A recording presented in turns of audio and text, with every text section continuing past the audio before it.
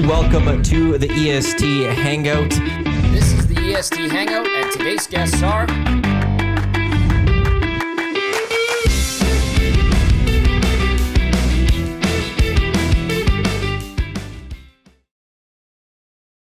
Hey, good Thursday morning to you. Welcome to the EST Hangout live right here at Edmonton Sports Talk. Your clear choice for Edmonton Sports live, presented by Sentinel Storage. We are live on TuneIn, iHeartRadio, EdmontonSportsTalk.com.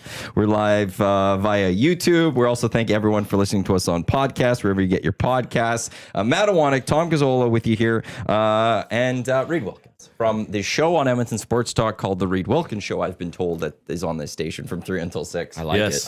He is joining us as well on this, what's supposed to be a beautiful day here in the city of Edmonton, although I wouldn't say, would we say emotions running high right now? Or just people are fired up, people are a little angry, people maybe it's not, they're not, right now they're not mad at the Oilers, they're just disappointed, that type of thing.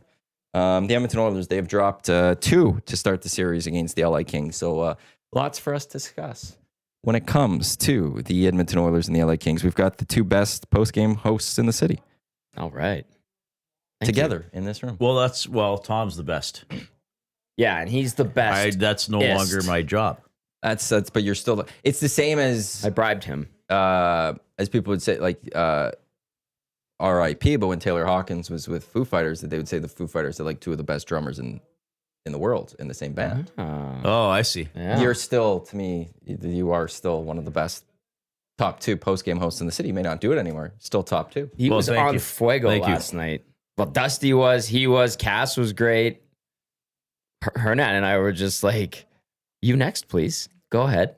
These guys were great. I mean, that's sometimes when you're, as you know, Reid, the best thing to do when you're a host is let the guest tee off. And you guys were great, I thought, in my humble opinion. Well, I went back and watched it when I got home last night, and I was like, all right. You know, it's going to be an interesting post-game show when I throw it on and it's not just you and Hernan I see, but Dusty sitting there like, oh, Dusty's got things to say. The morning show host is on at 11:10 p.m. That's pretty good. He was leaving Hudson's, and I just looked at him like, jokingly was like, you want this headset? He's like, yeah, I've got a few things to say. I'm like, okay. So I text her out. I'm like, be ready, get the 2-shot ready. And he's like, I'm already on it. And Dusty teed off, man. Like, he was just ripping them, and rightly so. And I think he echoed a lot of what the fan base is thinking. And I know on the morning show, I was listening. I got up at 7. I was watching for a bit. Then I was listening, and I was just like, oh, some of it was fire. I mean, even Hot Takes saying that this is what the Leafs fans must feel like was pretty damn good, I thought. Before Reid jumps in there, this is Hangout Headlines now, which is from the Ranch Golf and Country Club. From premier golf facilities to the corporate branded products, the Ranch, your all-in-one tournament host, proud host over 180 tournaments each year, including the EST Golf Classic. They're here to help you execute all your tournament ideas. Book your tournament today. Visit theranchgolf.com. EST Classic completely booked. Nice. Good job, I man. am completely incredible. I don't have any spots. Like, there, I will have to message other people that are on my wait list and be like, if something pops up, I will let you know. But at this moment, we are plus 155 golfers. Wow, Wow, that's amazing. Isn't it 144? But we had the celebs, yes, the EST celebs. That's awesome. How many make the cut? Of what? Top 70 in ties? That's right. You nailed it. Welcome to the EST Golf Classic.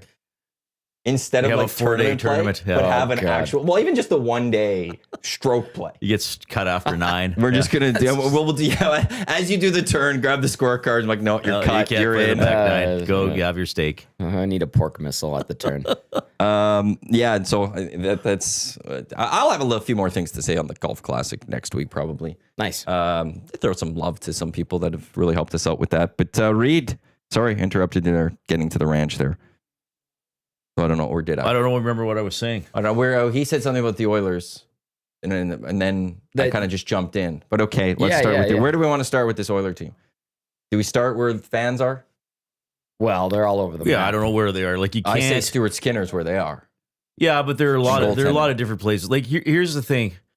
When someone asks me, and I used to get this asked a lot in the previous job, like, well, what do the fans think? Or I do a hit on another radio station. I say, well, there's like 400 different opinions. I can give you a general consensus, But then the one Oilers fan listening who doesn't feel that way is going to be like, "Don't speak for me, Reid. I don't feel that." So I mean, there's a lot of different opinions and a lot of things to criticize. I mean, some things are pretty obvious. Yeah. I mean, look, it's everything's bad, as I've been saying, and I'll say this all day and all day tomorrow. There's not a single aspect of hockey at which the Oilers are excelling or better than the Kings. Valid. So everything has to improve for game 2, and maybe the Kings don't play as well as they've been playing, which it'll be hard for them to sustain that level because I think they are absolutely flying right now. But it's the great thing about Oilers fans is their passion. That's also the worst thing about Oilers fans is their passion. How dare you say that? It's so true. Because there are people who will they will be in a bad mood today because of how the hockey team is doing. Like it'll affect their entire lives. Yeah. I personally don't think that's healthy. I think it's healthy to have a favorite sports team. I even think it's healthy to feel negative emotions and feel bad about that team. I think it's healthy to be invested. I think it's unhealthy if it impedes other areas of your life that are important. Yes. So that's what I hope people can budget today. They can still talk to their friends at work and do their job and be a mom or a dad if they have to, or whatever. I really do hope that, because it's all consuming, right, for a lot of fans. Like it's really all consuming. Certainly for the city. I know there are people tuning in from outside the city, but it's all consuming for the city. I mean, you cannot, unless you are a total hermit. I don't think, maybe I'm overspeaking it because it's so much of our lives and work revolves around the hockey team. But this whole show is hyperbole, so please continue. I don't think you can be in the city of Edmonton and not be aware that the Oilers have lost important games. Maybe you don't know it's 2-0. Maybe you don't know how a best of 7 works, but you can't be immune to it. Like I remember last year there was a family gathering. We had something in June for some reason, like it was extended family. It was somebody's birthday, and kind of a cousin-in-law, not somebody I see often. Like they were playing the Panthers, and said to me, "So, like, can they still win the championship? Because I heard they lost a game." And I was like, "Yeah, like they lost the first 2 games, so it's 2-0 Florida." Mm-hmm. And she's like, "Well, when are we gonna know?" I was like, "Well, in the next like 7 to 12 days or whatever." So she thought there was still like a championship game. Like she had the Super Bowl. She had no idea there was like a best of 7. Like she's like, "Well, who do they play next?" I was like, "Florida." So like she didn't understand the playoffs. She didn't, like, I'm not making fun of her. It's just some people don't grow up with that. Like us as 2-year-olds knew how a bracket worked, but she knew, okay, they're doing something really damn important. Right. So I'm sure, even people who aren't sports fans know today, oh man, a lot of my colleagues are like, they seem tired. And like they seem agitated. Yeah. Well, I bet you the Oilers did bad. Yeah. That's fair. There was actually, here's an example from last night. I was setting up for post game very early because you knew what was going to happen. They were losing. And outside of Hudson's Bourbon Street, they have a TV like on the wall. And there was like it was an Asian family. And it was like 2 or 3 older ladies and maybe a couple of kids and not even kids, like young adults, probably in their 20s. And the 2 older ladies were like hopping up and down and like doing like prayer, holding their hands, clasping their hands. And it was like 5-2. And I was like, oh, like they are into it. They're heavily involved. And by just a glance, I would assume they would not be huge hockey fans, Oiler fans. Maybe they know what the team's doing, like Reid was talking about. But these 2 older ladies, like clasping their hands together, being like, please score a goal. And I'm like, this game's like way out of hand, and they still have the faith. But they're thinking it was 5-2 last game, and then it was 5-5. That's a great point. So, I mean, that's the thing. But that is how deep it runs in the city, and it's a good reminder. I saw it yesterday. I was like, oh, wow, yeah, they to the end with the Oil, and I love that. Kind of wish I didn't care about sports because it's like during the Stanley Cup Finals, there was that one picture that went viral of Costco during one of the games that was completely empty. Yeah. How great it must be to not be an Oiler fan and be like, now I can go get some things done. Like, I'm going to go get no mall, and like no crowds, no nothing. I'm just going to take control of this city. Must be great to not care about sports in that respect. You would have Costco to yourself. Oh, so many things. What a dream. Yeah, that's amazing. Do what you want. People probably like, who are you? Why are you here right now? I like the Flames. That's what you tell them. I like the Flames. I love Costco. I have to go there today. What do you have to get? Gas. Oh. Maybe some other things. I don't know. It's a trap every time I go there. The beauty of Costco. You should get a big bag of ribs. I should Dry get ribs. a big Get bag some of ribs. frozen dry ribs. Yep. That's a great I don't idea. know. Can I do them in the And throw them air in the fryer? fridge here, Throw them in the fridge, yeah. and then Oh, people they can use them in the We can oven. heat them up. Gager Wow. will cook them every so often. Gager would come in with some kind of seasoning, some kind of dip that he created himself when he was having a boozy Saturday, and it would be the most delicious thing. And then Jay would bring some accoutrement, if you would. That's how it works around here. Yeah, it's those two for the most part. Yeah. Well, sorry, I don't think people can hear the screaming. Something Dusty happened. was like out Something of. happened out in the bullpen. He He couldn't lost his breathe voice. as he was celebrating. Yeah, he I sounded think like he somebody was- won 21-19. It sounds like And- someone winded a small dog. It was stunning. That's all I just heard right now. It was stunning. Very We got to good. start recording some of those 21 games God. and throw them up somewhere. Okay, so how this shall we start with goaltending then? Sure. Where there's a lot of people frustrated with Stuart Skinner, mad at Stuart Skinner. Sure. Where do you guys come out on Stuart Skinner's performance? Want me in to go game first? two? Or you want Sure, yeah, you can go. Okay. That's fine. Not good.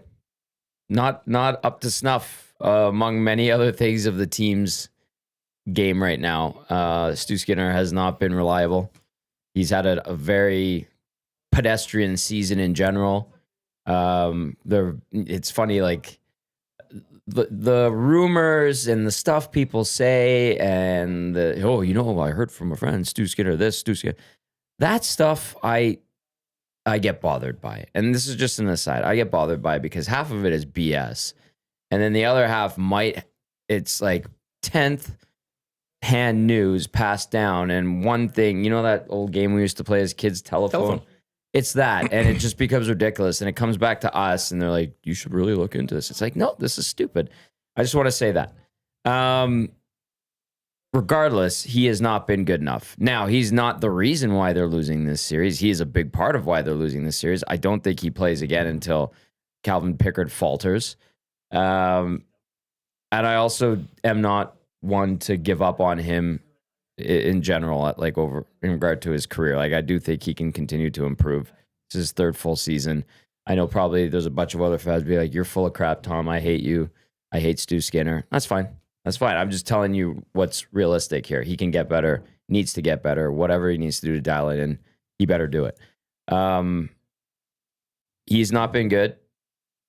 Calvin Pickard would not have won any one of those games this series because this Oilers team is playing so poorly defensively, forwards and defense included, and then they're not getting the save because a lot of the times those are great opportunities the Kings are getting and they're scoring. And then at the other end of the rink, the Oilers are doing diddly squat. That's my take on Stu Skinner.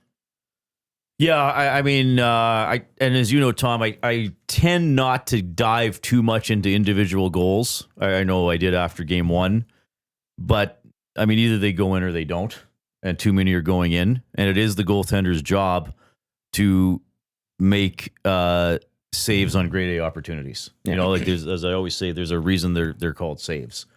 So it would have been great if he stopped the Byfield shot or pick one, but there are too many grade A opportunities being given up by the Oilers. There are too many chances in their own end. I mean, and then Pickard comes in and gives up a shot that, let's face it, if Skinner had let that goal in, people would be angry. Of like course. short side over the right shoulder.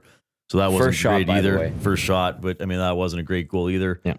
I think Pickard will play game 3. Hopefully the team plays better in front of them. I mean, he has a little bit, like Pickard at least has a little bit of that Rolison in him, where he's just kind of got that, I'm just going to fight, and I even look a little out of control sometimes, but I'm not going to give up on a play. Not saying that Skinner gives up on a play, but Pickard's a little more sort of...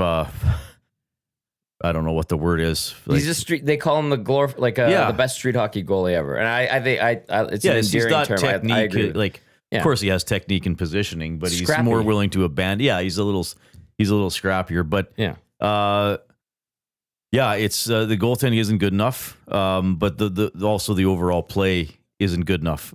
Do the Oilers win a game with better goaltending? I don't know. I mean, we'll never know for sure.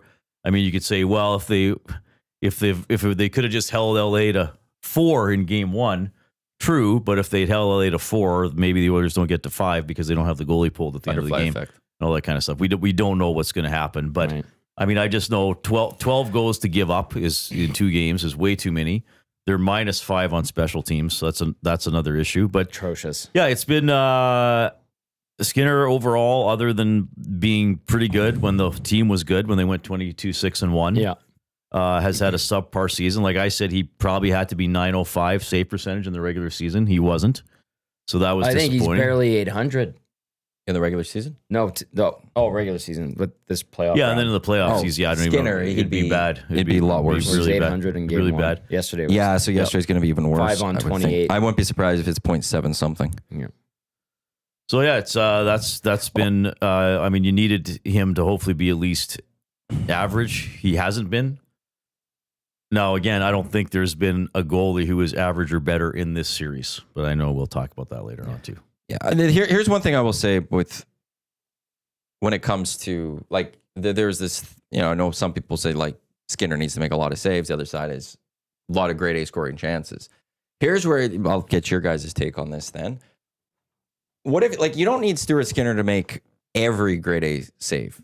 Like, that's just not going to happen. But what is it that maybe he just needed to make that first one or whatever, or the second one, to let the players in front of him have the confidence? We saw in the first period yesterday, Darcy Kemper made a big save. I think it was on the Oilers' power play. Maybe gives a little more confidence than the group ahead of him. Okay, our goalie's got it tonight. Whereas the Oilers, when Skinner lets in that grade A chance and he doesn't make that save, they start thinking it more.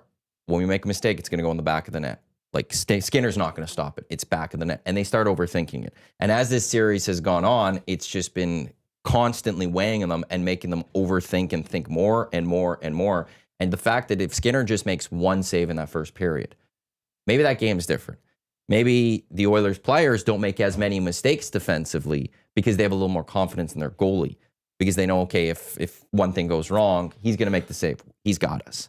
What do you take of that idea? I don't think they're making mistakes because they don't have confidence in their goaltender. Like, I just think they're screwing up. Yeah. I mean, Arvidsson didn't fan on that puck because he's thinking he's screwed up. Yeah.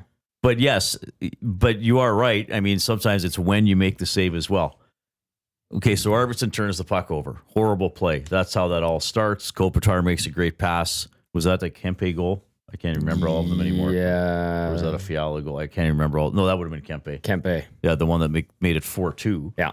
When the Oilers were at least sort of back in the game. Yes, if Skinner stops that, then it's like, holy crap, he kept us within a goal. They're not getting that key save at the big time. If he stops Byfield, okay, we messed up. We gave up a little mini 2-on-1, but it's still 1-0. We're still a shot away from tying the game. So I think that part of your point is right, Matthew. Like, you need the goalie.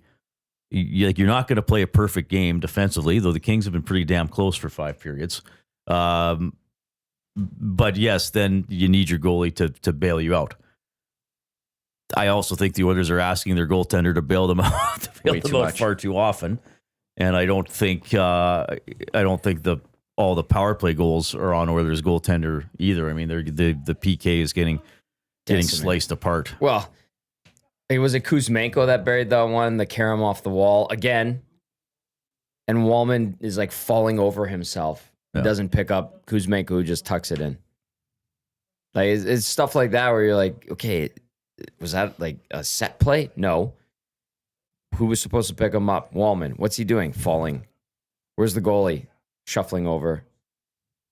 Just compounding errors, as Cass says. I know we used that term a bunch yesterday, but if it's the truth, it's the truth. Yeah. I mean, that Byfield goal. Listen, I know Stu's 6'4", and Byfield puts one top cheese or juice box, as I called it yesterday. Why was Byfield able to casually take the puck from the sidewall where there were 2 Oilers and walk in undisturbed for basically a one-on-one with the goalie who's crouched down, and he puts up a fantastic shot?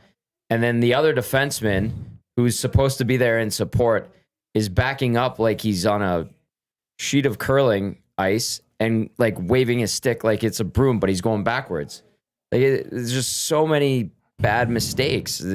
Leon goes for the hit on the wall. Darnell goes above him with his man, loses sight of the puck. Leon throws another check or like pushes the guy a second time instead of getting the puck. Meanwhile, McDavid's gone because he wants to be sprung. And the guy that McDavid was in his zone with goes and just takes the puck and goes in and has a one-on-one with Stu. And Stu's not playing great, and he buries it. Well, and this is the problem. Another part of the problem is how many. I'll ask everybody listening. Think to yourself: how many times has an Oiler player had an open look from the slot with time to shoot? Not once this series. Okay, actually, I'll qualify that. Okay. The Hyman goal and the Perry goal in Game 1. Okay. When the Oilers dominated and got guys loose in front, and McDavid was energetic, right? And they were able to get passes across the top of the crease. But they fought for that ice. Right. Right, in terms of like an open wrist shot or a mini breakaway. Have the Oilers had a 2-on-1? Maybe shorthanded in the first period last night, briefly. Yeah.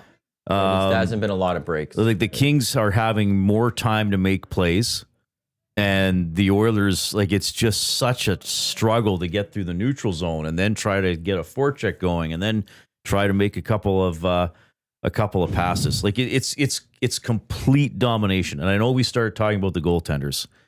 And I know there are I think there are some audience members. I think they're a minority, but they just want to make it all about Stuart Skinner. They do. Who is not good enough. Correct.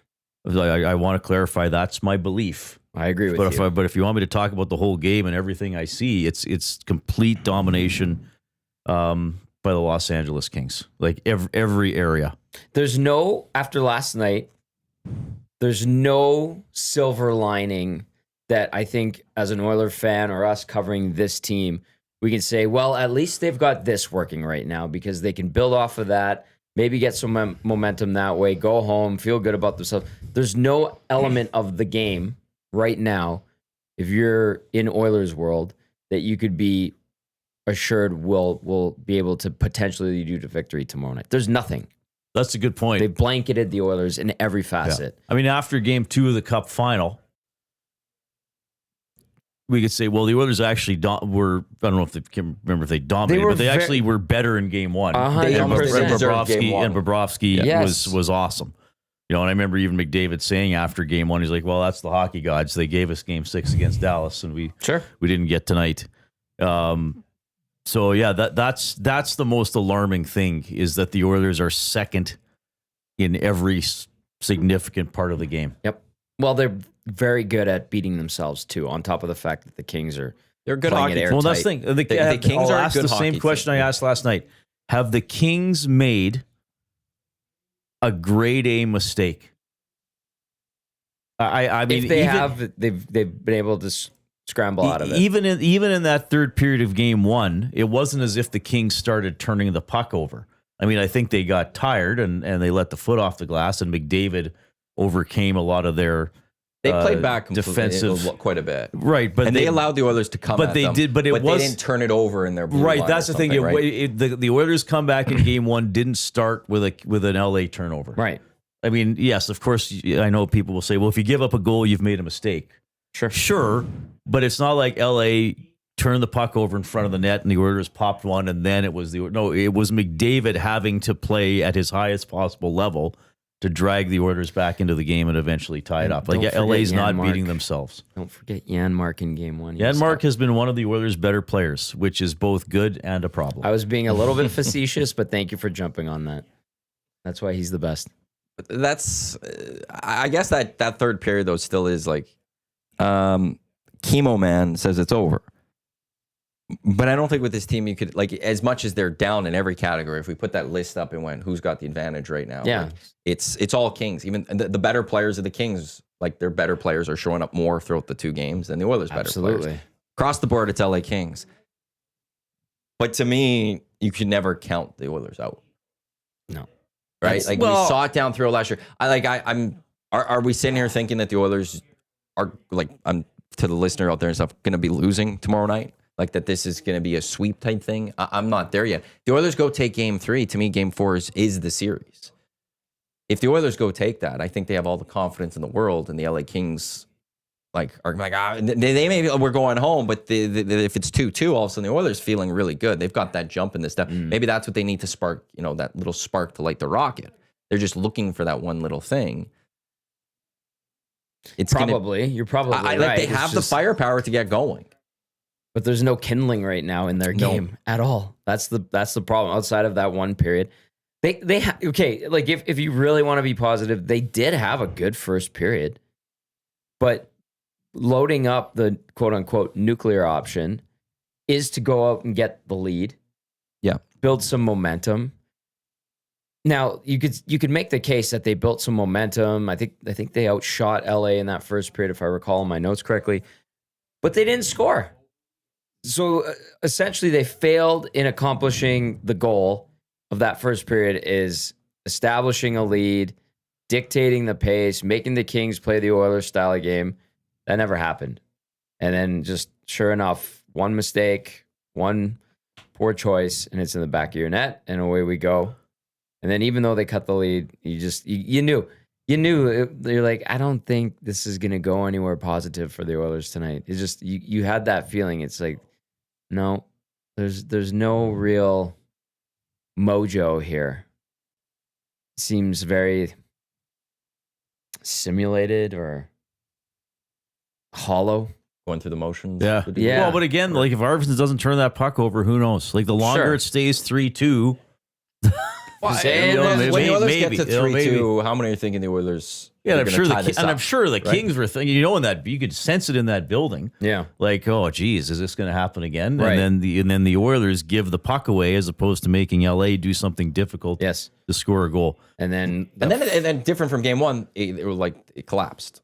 4 minutes and 25 seconds. You had 3 goals in the game. That was it. Good night, Irene. Stu's out. A weird goalie pull last night, by the way. I don't understand that one. It was bizarre. The timing of it. I mean, a lot of people were ragging on that, but it's like, it was dumb, but like, why does that have anything to do with anything? Well, I guess he did it during a TV timeout to not give the fans a chance to serenade him to the bench. I would guess. That would make some sense. Also, it gives Pickard just a little extra time maybe to warm up.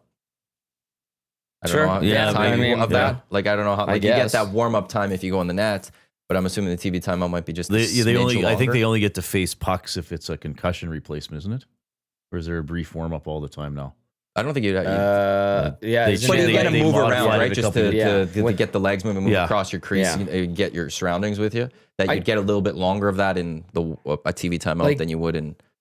I can't remember. I know, like when the spotter calls off a goalie, you get that. They've been talking about how they work that in, but like if you're smart, you steal a puck from the official's bench or your bench, and you take a few shots till the ref tells you can't do that. Comes up and grabs it. I mean, if you really want to be greasy about it, that's what I would do.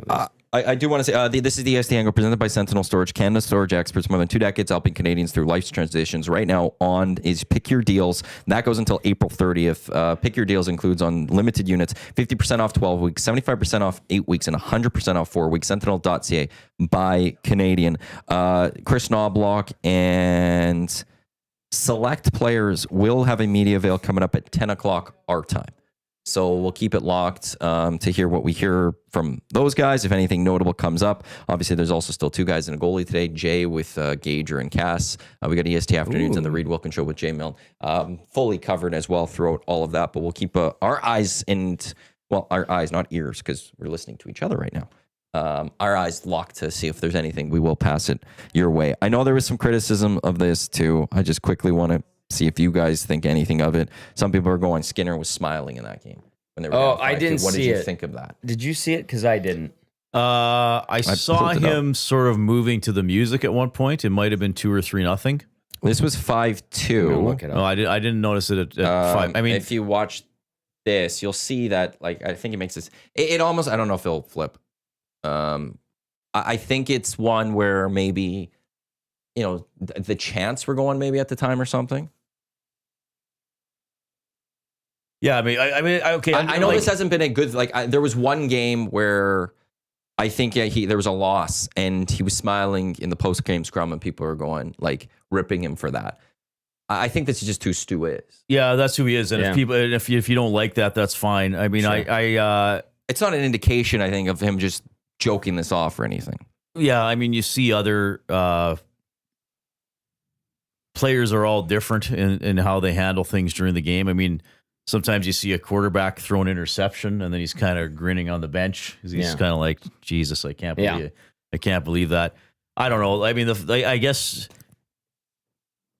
I get why that would upset people because as a fan, you're feeling terrible. But the players are in there and they're the ones that can actually do something about it. Yeah. Do you want him turning around and smashing his stick over the goalpost and melting down? Yes. Some people might like that. Throw a spear into the crowd. Other people would say, "Well, I don't want that.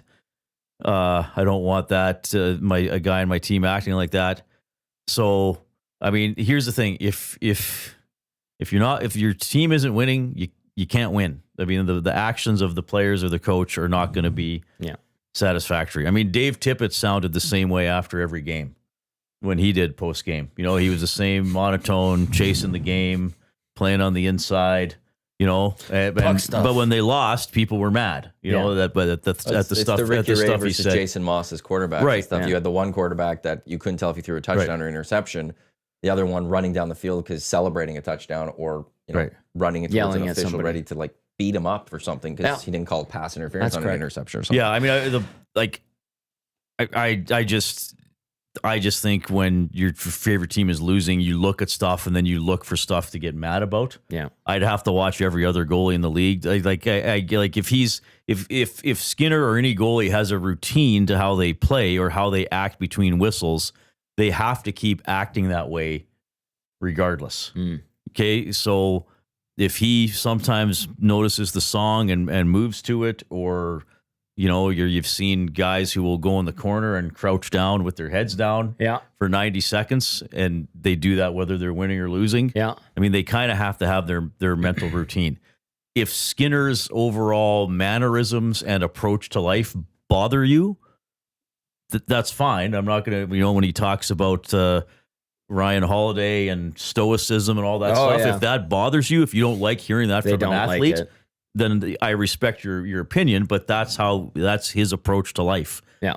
And being a goaltender. So, I noticed that he was kind of moving his shoulders or something to the music at that one time. But if that's what he does to stay ready or focused or maybe brush off a game that's not going well, then that's part of it. I mean, Jim Montgomery was singing to a song at the end of, I think, the game 1 lost. He was singing Or is it game 2? Your Game Love 2. by the Outfield. People on Twitter were laughing about it. Like, let's just look at him. He's still laughing. It's a great song. It's different. Like how though here it's like one coach is losing and it's, this is kind of neat that this coach is doing that, even though he's about to lose a playoff game. And then the Oilers, though, with Stuart Skinner. It's like, how dare he do this? Yeah. Again, to the point of Skinner could just not win no matter what in this city. I'll just follow up what Reid said. Like, everybody has their own way of coping with stuff. I guarantee you he's stressed beyond belief and not happy with the situation.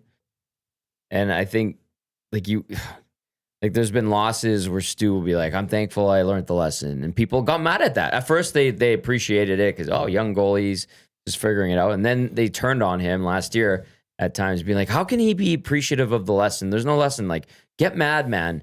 Like, that's how he copes with it. I don't know for sure if he was smiling. It looks like he was maybe smiling. I didn't see his teeth. There's a bit of smile. Sure. But maybe in his mind, he's like, how absurd is this situation right now? They're chanting my name, 18,500 people. We're getting our asses kicked. I can't save a damn thing. Wow. And maybe he's smiling because it's like, this is insane.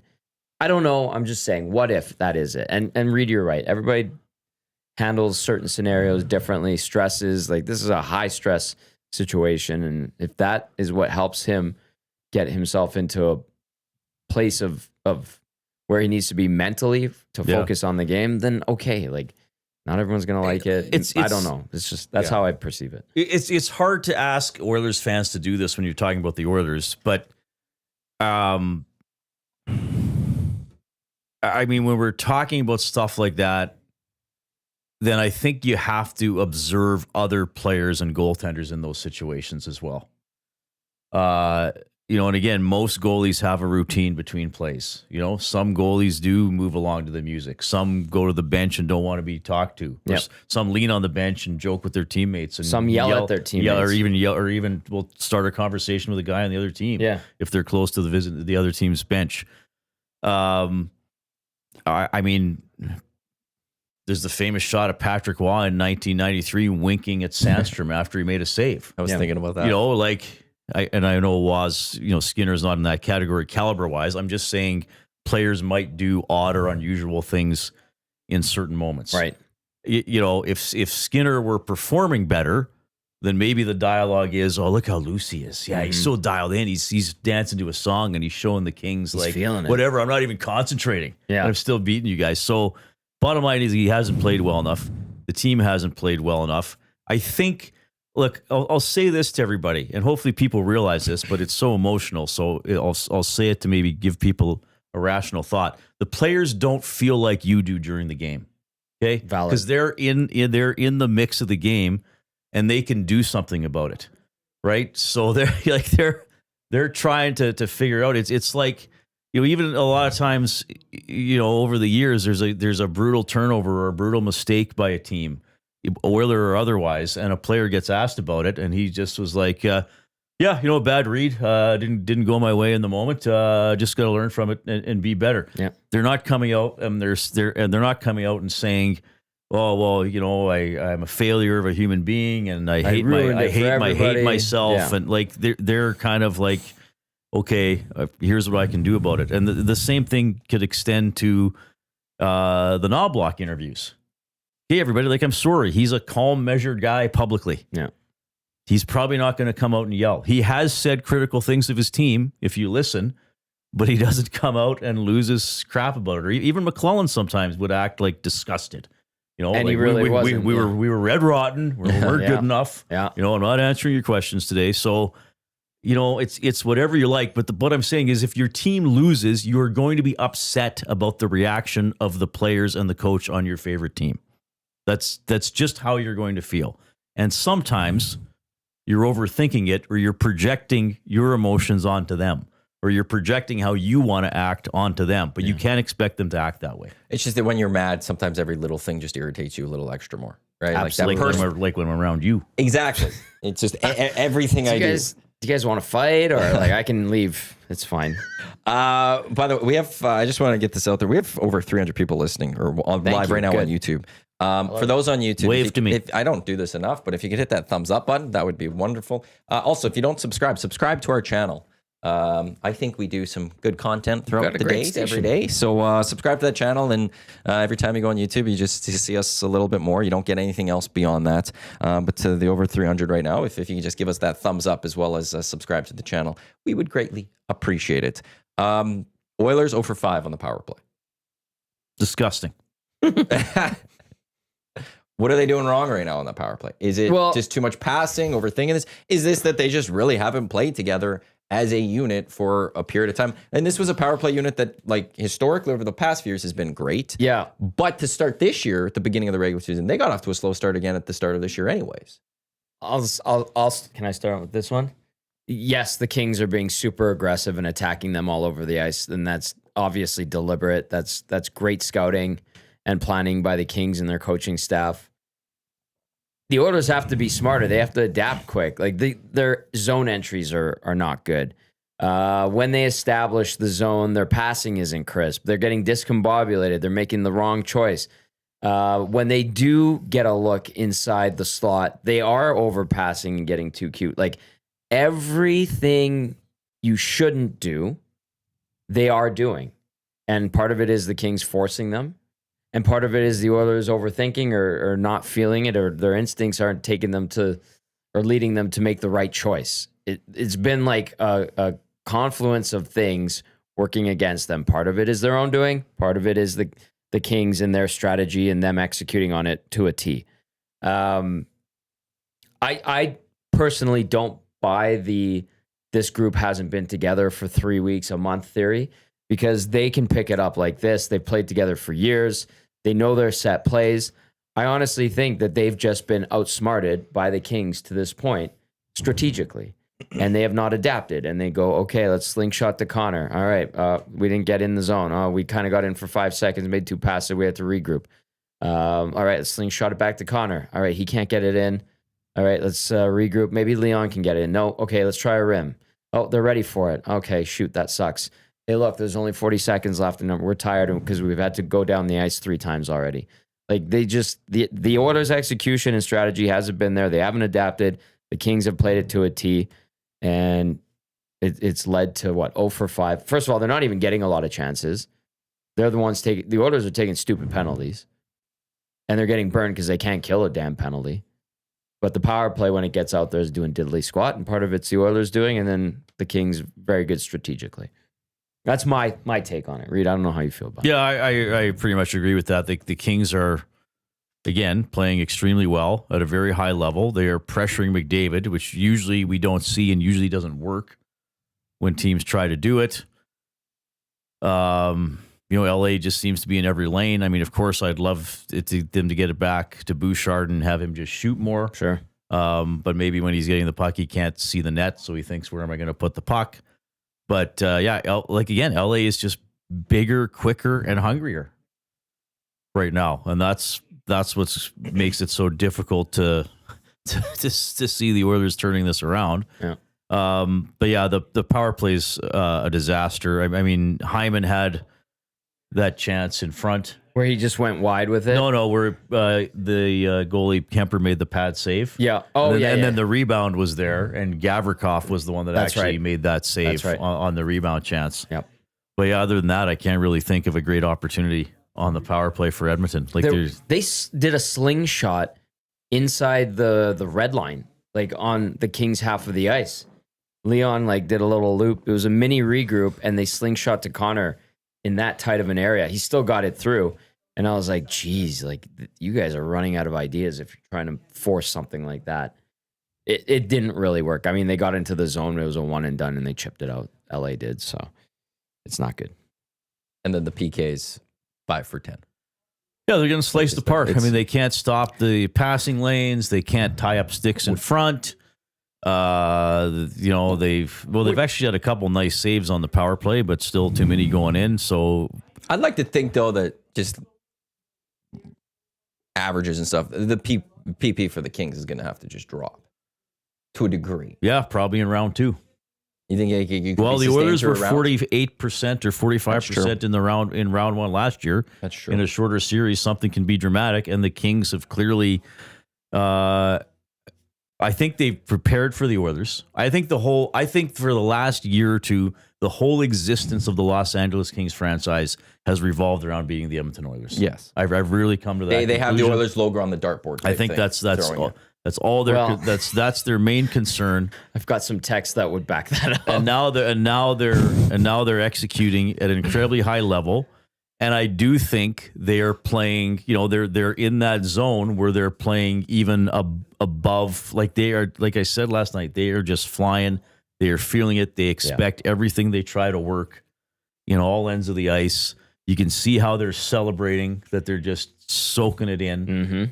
Mm-hmm. Specifically Clark and Kuzmenko, and how Clark thinks he can get away with that is beyond me. It's like I'm picking on this rookie. You are all over Brandt Clark. I think Brandt Clark is now my most hated player in the NHL. He's surpassed Marchand. Wow. Didn't take long. But no, they're just they got the mojo. They're playing well, and they're feeling it. Can the Oilers do something to stop that? And then those highs that teams are on do naturally drop eventually. I mean, all good streaks end. But LA only needs it now for 2 more games. For 2 more games. The Oilers are like that kid that keeps getting pushed around, and all they do to respond is go, "Don't-ta! Don't-ta!" That's what the Oilers are right now, unfortunately. That's great. That's how I feel. Do you think the nuclear line's going to stay? Or do you have to separate them going into the next game? Because the one advantage you have is you get line change, right? Yeah, I do agree with most that say get Ryan Nugent-Hopkins away from center and see what he can do on the wing. I don't know what kind of results you're going to get, but you need to try anything at this point to salvage the series. He has been an absolute ghost out there. I said it last night. I said after game 1, like I don't even. Where was Nuge? Who made that pass? Oh, that was Nugent. Oh, that was not a good pass. Like I have not noticed him. Dusty says he looks like he should be retired. Didn't say he should retire. He looks like a guy. That should be retired. Yeah, no, he's just a non-factor in every element of the game right now, and that's not how it's supposed to be. And I know you mentioned the Hyman opportunity. Like Hyman hasn't been particularly good. I know he's been nicked up all season, but Nugent Hopkins is MIA. Henrique has not been good all season, and in this postseason, his penalty on Byfield yesterday was completely unnecessary. I know they're getting frustrated with Byfield, but there's too many guys that you need to be relied upon to actually try to make a positive difference for you that are just kind of there, or even if they are there, they're doing diddly squat as well. There's so many parts of Edmonton's game, whether it's individuals or the team, where you're just like, wow, you're getting 0 from that part of the team. Wow, you're getting nothing from that. You're getting like negative impact from so-and-so and this and that. Like you can go down the list and it's like F- on so many different levels, in my opinion, to this point.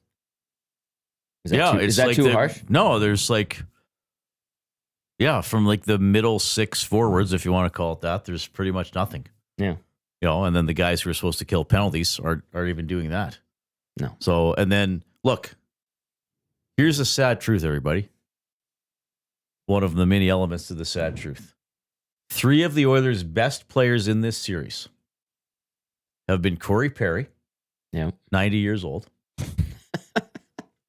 Matthias Janmark, 2-goal scorer, and John Klingberg needs a walker. Oh my God. That is a great point. That is a great point. People were like, play Klingberg more. I'm like, you might have to. You guys, you didn't even think about him a day ago, and now he has to play, and he plays 20 minutes. Now he's like, the savior. Yeah. Oh, God. He's still a horrible signing, but the fact that he stands out as a positive is a great example of how bad this team is performing right now. Thank you, Reid, for that point. And I forgot how old Corey Perry was. I'm glad it is the number on the back of his jersey reflecting his age. Thank you. Yes. Well, he's wearing his birth year, 1890. Oh, there we go. You're spicy. No, today. but even yesterday, Perry wasn't as noticeable. Right. And Klingberg obviously didn't play game 1. There were people texting and being like, John Klingberg's the answer. It's like, okay.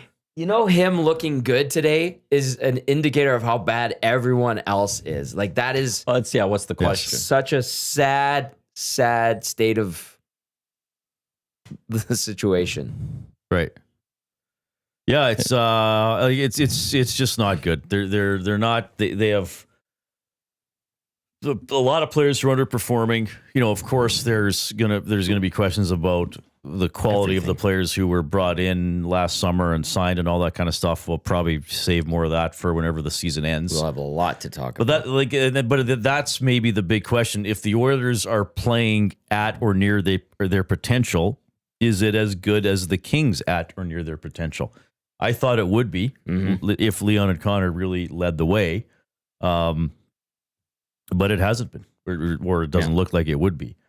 I mean, we'll see if the Oilers can actually find some sort of energy and maybe get a lead and feed off the crowd. But this is the crazy thing. Huge part, though, is that just getting the lead might change a lot. But this is the problem, though, would it? Let's say the Oilers score 5 minutes into the game on Friday. Think the Kings are rattled? Yes.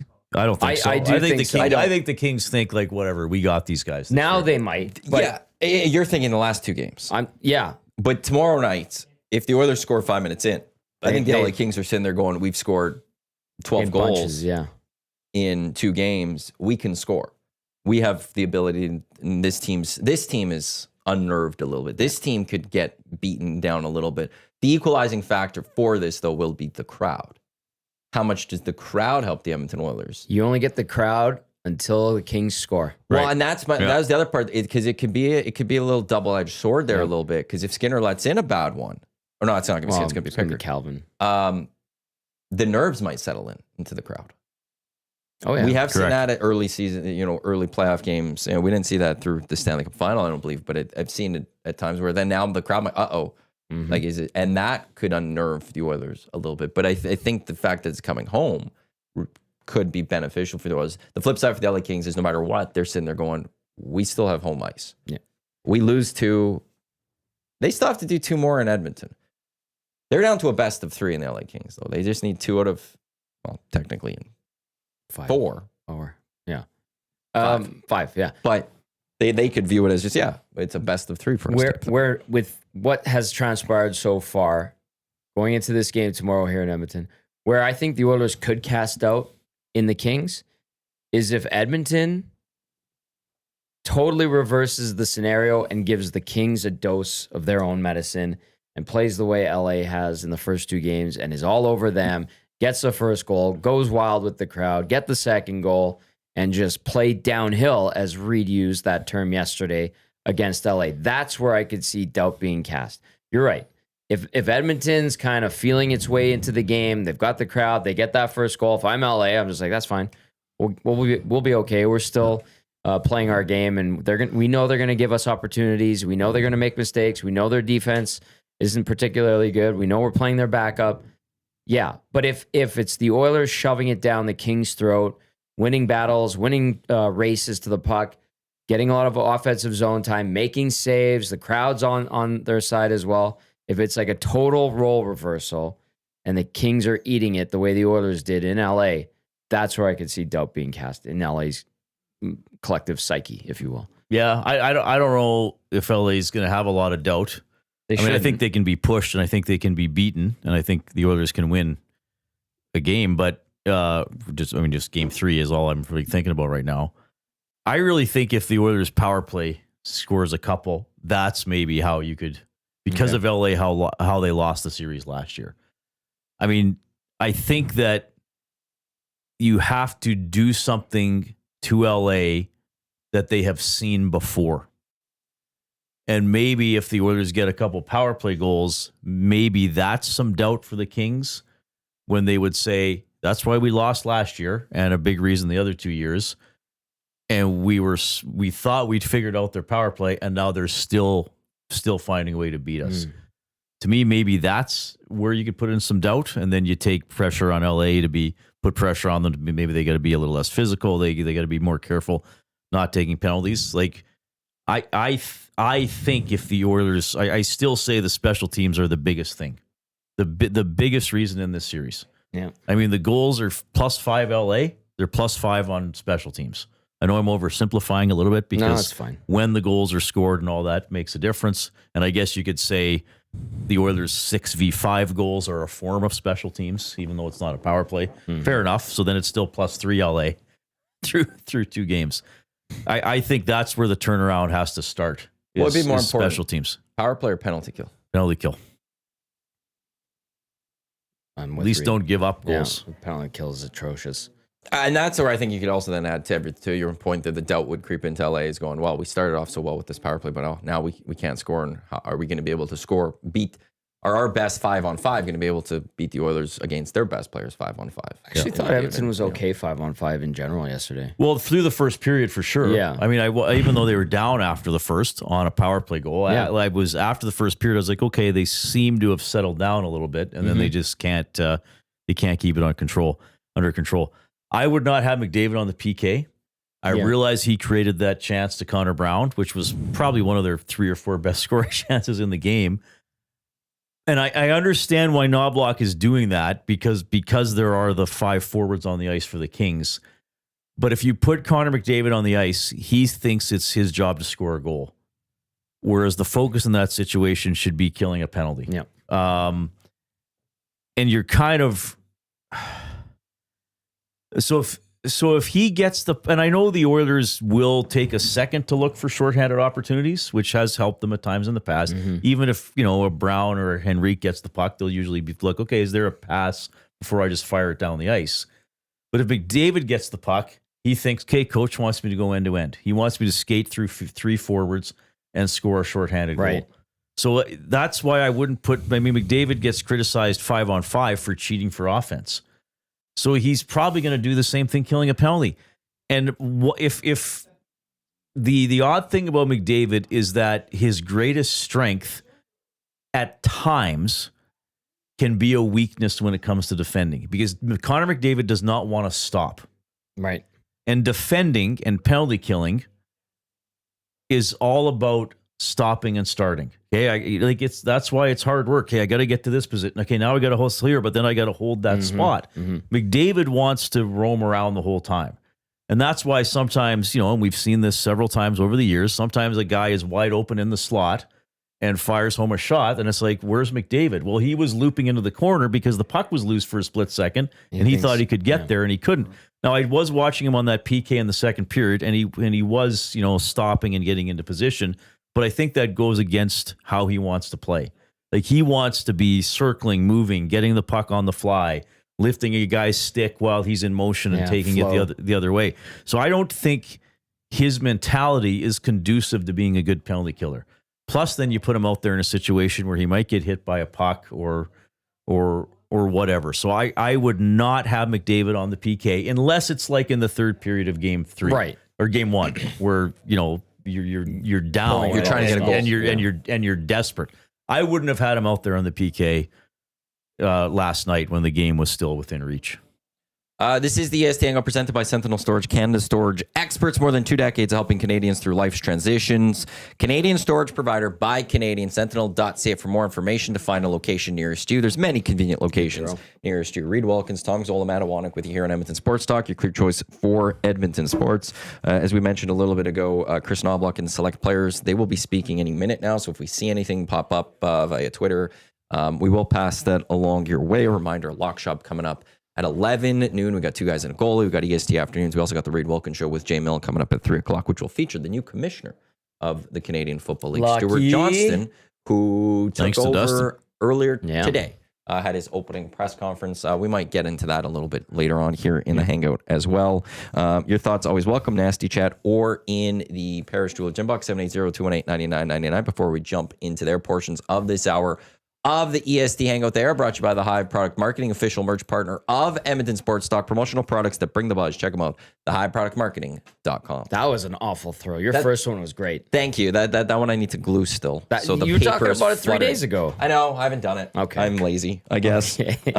Tommy, you have some texts? Just a bunch of texts. Just to get a lot of texts have been coming in today, and rightly so. We appreciate it. 780-218-9999, like Maddie said.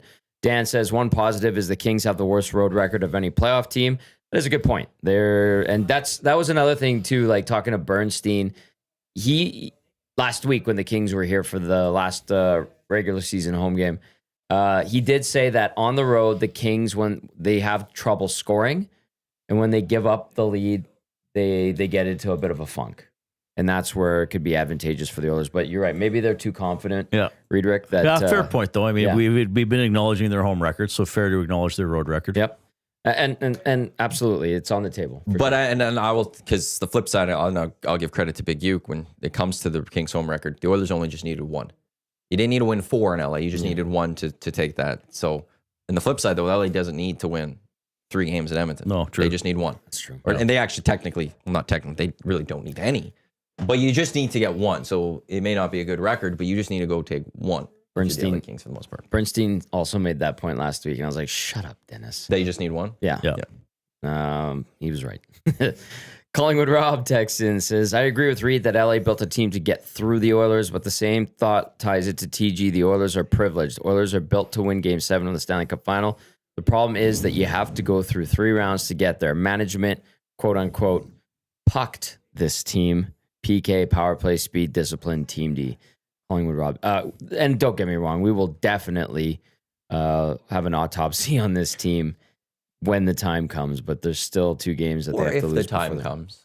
They can still go win the cup. If they're not out, they go win this series. Who knows what happens? And they win a cup. There's no autopsy necessary. Touche. Right now, it doesn't look good though. Oh, it doesn't horrendous. Look good. We might have to, bring in the priest for the last prayer or whatever. Get a holy man from every denomination. Here, a couple more really quick. But you never know. This text comes in and says, need to figure out special teams, then play a tight team defense first approach. No more cheating. Win tight games. It's the only path forward. Jason and Leduc says, Edmonton needs to score first to win this series. If the Oilers do score first, takes the Kings out of their system. They need that first goal. And then Al always comes with stats. So Al has texted in a few. I'm gonna read your last two, Al, because the first one's pretty long. Al directs us to Reid, says, Reid, I agree with you on other aspects of the game. The Oilers team has morphed into passing the puck to the points for shots. Those are low danger, less efficient scoring chances. Almost they have abandoned the middle and slot shots for low quality point shots. There is context to Stewart smiling and bobbing to the music.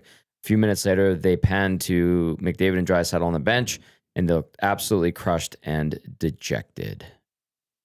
Maddie, someone texts in and says they need the last rights. Last rights. Thank you. That's rights. the word. Yeah. That's what I was looking for. And last then rights. someone says, put some jeans on. No, the shorts. They're proper length. They go to my knees. It is It's just warm when in you here. sit, they comes up. Thank you. See? I know that. I wasn't here the day you got ripped for all of that. Yeah. You can't judge a person's shorts based on how they're sitting. It's how they're standing. Also, at the same time, shorts these days, the fashion in is higher up. Yeah, it is. It actually is not to the knees. It's supposed to be about mid thigh. I think is proper length for jeans fashion wise currently. Just throwing that out there. That's the facts. Hey, And- I don't see too well. Is that Christian Dior over there? Or is that a perfume guy or person? I Dior can't is Is there not clothing? I don't know. I can't. Yeah. I couldn't Where's think of a Jasmine? clothing person. Armani? Yeah. Armani. There's Is that that a one. person? Yeah, Giorgio Armani. I'm Who was the assuming one was a that person got initially. killed and there was all that scandal? Wasn't that a about- Versace? Oh, Versace, yeah. I did not know this. It was like years ago. Yeah, and then Probably his sister is Donatella. There was a movie about it. Wasn't Adam Yeah. Driver and Lady Gaga in that movie? Yeah, it's about the About- mystery of his death or Yeah, something. the isn't it? Versace I obviously family. don't know that much about it, but Yeah, Adam I know Driver that something happened. was it. So the movie with Lady Gaga, you say? that's Yeah. right. I think it was called The Death of Versace or something. yeah. Like it was a pretty... I tried House of Gucci? House of Gucci. Oh, is might that be what it. it is? Okay. Is this one? Yeah, the House of Gucci. It follows Patrizia Reggiani and Maurizio Gucci as their romance transforms into a fight for the control of Italian fashion brand Gucci. Okay, Oh, it's Al Gucci. Pacino's in there as well. of course. But something happened with Versace, didn't it? I think so. I don't know. Is it I can't Versace or Maybe that's a Versace? different story. There, Maybe that's there a was totally there different was story. a mini series. Yeah, about there's one of something them. on TV. I about tried it. watching it and I was just like, I can't watch this. I don't care. It was like, I think it started with a party with a lot of weird things happening that I just was like, okay, we're done. The second season of the American drama series American Crime Stories, subtitled The Assassination of Gianni That's the one. Versace. That's what the word I tried we're thinking watching of. that and it was bad. So It was not for me, I should say. I think people really like So American Crime Story. What was the first season? Was it the OJ season? American Is Crime that that same Story. series? First season was The Run of His Life, The People vs. O.J. Simpson by Jeffrey Tobin. So it wasn't the Made in America one. Oh, that Yeah, was it's the not Jeffrey other that one. Tubin, the guy that's on CNN Yep. and they got caught playing with himself, let's call it, on Was he a playing Zoom with call. himself on that? Yeah, Oh yeah, and it is. then- and they Yeah, had it is the Zoom masturbation incident. Yeah. Right on Wikipedia. Oh my goodness. on That's a what it's called. CNN Zoom call, or I think because he was a writer too for, I can't remember if it was like what publication. Yeah, he was suspended from the New Yorker That's right. That's the one. during a Zoom Oh call my between goodness. New Yorker and WNYC radio staffers. Yeah. A lot of people didn't know how to use Zoom at that time. There were some issues. Well, but you know where your camera is pointing. And you Like get the you know little if you're green doing dot on that the- you're like maybe. And then season 3, which also was by him, he didn't do season 2, was a vast conspiracy, the real story of the sex scandal that nearly brought down a president. So I'm assuming that is Bill Clinton, probably, yeah. if I had to make an assumption. What did you guys make of Evander Kane? His return to the lineup for the first game since June of last year. I appreciate his physical play. Yeah, I mean he was trying to get involved, Yeah. but he certainly didn't have a scoring chance. Just okay. I mean, hopefully he feels better tomorrow. Yeah. I did notice, and I'll also appreciate him being that guy that would go and muck it up and get in the King's face and have something to say. Was it Doughty that was chirping Skinner on the way to the bench, which, that's part of the game. And then I think Evander went and skated around and had some words for the Kings players. That is the stuff that is the element of his game that is always an advantage That he when needs to do. when he's willing to take part in the dark arts, as we say, or the game within the game. You like to have those guys. Those guys make you feel insulated. They make you feel a little bit taller, a little bit tougher. And he's very good at that when he wants to be, when he's engaged and, you know, you can feel he's on your side. Those are great guys to have. Now, he's playing catch up. It's hard. Timing, rust, all that stuff. Good that he was physical. He's going to need to continue to be. His game has to be so simple, Reid, I think. Yeah. Just as long as this playoff run goes, he just needs to be a bruiser out there. And if he can shovel something home or create some opportunities, an ugly goal, fantastic. But those little elements, that the intangibles that he brings, like I saw it yesterday and I'm like, good, they need that. They're going to need it throughout this whole series. More of that, please. Yeah, I thought he was fine, I guess. I mean, first game back in 10 months. Hopefully got back into the swing of it. I do appreciate he was trying to hit. I mean, he had the good hit on Byfield. Yeah. I think he took a couple other runs at guys. By the way, they were targeting Byfield in the third, eh? Absolutely. Like, McDavid shoved him over. Nuge slashed him. Henrik took that penalty on him. Mark tripped him. And again, I know I'm kind of harping on the officiating. So Nuge slashes Byfield in the ankle and actually hobbled him. Yep. And then Janmark comes off the bench and accidentally on purpose trips him. And that's the penalty. And the Nuge two-hander is not called. Yeah. Like, this is what's bugging me about the referee. They also missed the Draisaitl whack on. I talked about that on the show last night. So Kopitar, Draisaitl slashes the feet out from under Kopitar. Earlier in that period, Janmark one-handed swings his stick and hits a guy on the glove who I don't think even lost control of the puck. And that's the slash. So that's what bugs me. I want to clarify, this is not a Oilers are losing because of the refs, because I'm pointing out calls. It's just I pay the most attention to the Oilers. But, you know, Jay had the video on our show the other day. Gallagher gets cross-checked in the mouth. The ref's right there. Yep. Oh, that's good. It's honestly looks like the more flagrant a foul you commit with your stick, the less likely it is going to be called. Even there was a trip after that slash of Draisaitl on. Yes. And like, it was a Perry trip. And that was even missed. Yeah. Well, I believe Jack and Louis said that there was one point Kemper was going to the bench for an extra attacker. Because he thought there was a penalty. He thought there was going to be a penalty. Egregious. You know, and that was the Bouchard. And even the Henrique play on Byfield, you know, dumb. Like, don't take that risk. Byfield cross-checked him in the head 20 seconds earlier. Drove him to the ice and cross-checked him to the head. Like, right. That whole Stolarz, who was that with? Ridley Gregg. Just where 0 penalties called on that play. He wasn't even in the crease. There could have been like 4 or 5 penalties called in that play. I enjoyed watching that, though. And the cross-checking, I've complained about cross-checking for several years. And what is a cross-checking penalty and what isn't? And some of the stuff where a guy gets buried into the boards. And then there was the one on Matthews the other day that it was sort of in that dangerous area, but the guy sort of had the stick on him and then finished it with the lacrosse shove, and Matthews goes down. Oh, that's cross-checking, 5-on-3 for the Leafs. And I'm like, yes, letter of the law, that's cross-checking, but how refs generally enforce the cross-checking rule, that's not cross-checking. But like, now you're going to call it. Yeah. I find that the most. They're going for the soft calls. Thing. They're not going for the egregious ones. Right. Pretty obvious. Which is a tell of where the officiating is at. That's a blanket statement, not just involving Oiler games. You came on and you discussed it a bit yesterday on the postgame show, and I was happy to also jump in there with it. My bar and expectation for officials in the National Hockey League, regardless of who's playing, any game I watch, it's so far down here. I'm just like, well, they're going to call something stupid. And almost automatically, you get 1 or 2 just boneheaded calls. You're like, wow, they really effed that one up. But it's the NHL. What do you expect? These refs are all spooked. It's almost like they need a reset with the rules, like they did after the lockout. It's been 20 years. So, I mean, maybe they need to do a reset with some of the rules and some of the standards. I don't know. I know I'm probably yelling at a cloud. Just my last point on the officiating. Again, blanket statement, league-wide, not just Oiler games.